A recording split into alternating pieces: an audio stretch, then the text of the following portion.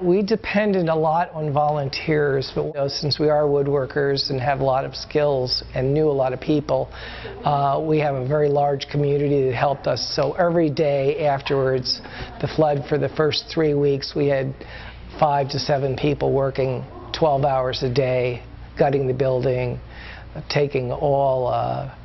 removing all of our equipment that had been raised above the flood waters, finding places to store things, finding places to store our wood.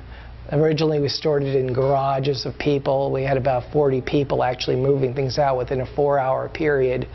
We depended a lot on community support. Now we know we have a wood supplier who gave us space and literally stacked our wood inside a building, and people were very generous in that regard.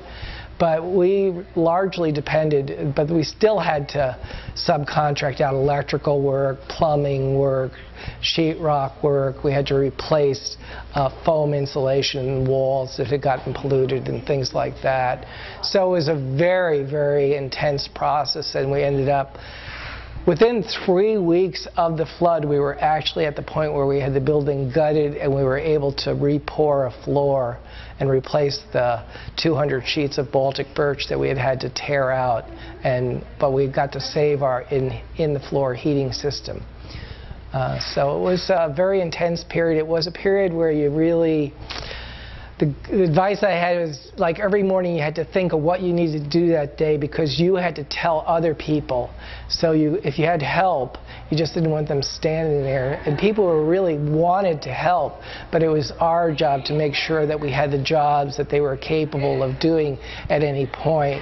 So being organized at a time when there's total chaos is a very big challenge. And I feel fortunate that we had a lot of people sharing that responsibility, so if one person went under psychologically, another person could step forward and say, oh, go talk to him. He can tell you what we're doing today. I can't tell you. I'm beyond that.